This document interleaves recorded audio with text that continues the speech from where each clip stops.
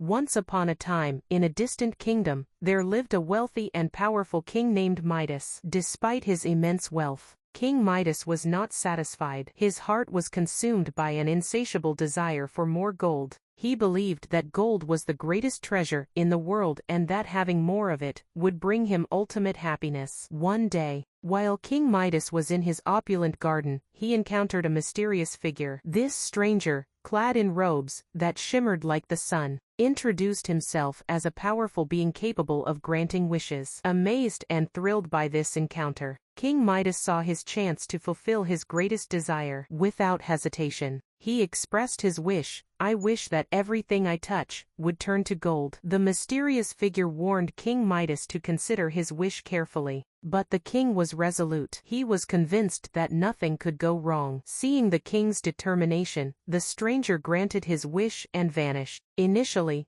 King Midas was ecstatic. He rushed to test his newfound power. He touched a rose in his garden, and it instantly transformed into a magnificent gold flower. He touched the branches of the trees, and they turned into gold as well. Overwhelmed with joy, King Midas couldn't wait to show off his new ability. However, his excitement was short-lived. When he sat down to eat, he discovered that his food turned to gold the moment he touched it. Bread, meat, fruits, all transformed into inedible gold. Desperate, King Midas realized that he could not satisfy his hunger or quench his thirst. The true tragedy struck when his beloved daughter, seeing her father in distress, ran to comfort him. Without thinking, Midas embraced her, and to his horror, she turned into a golden statue. The king was devastated. His greed had cost him the person he loved the most. In his grief, King Midas prayed to the mysterious figure to take away his cursed gift. The stranger appeared once more, and seeing the king's genuine regret and sorrow,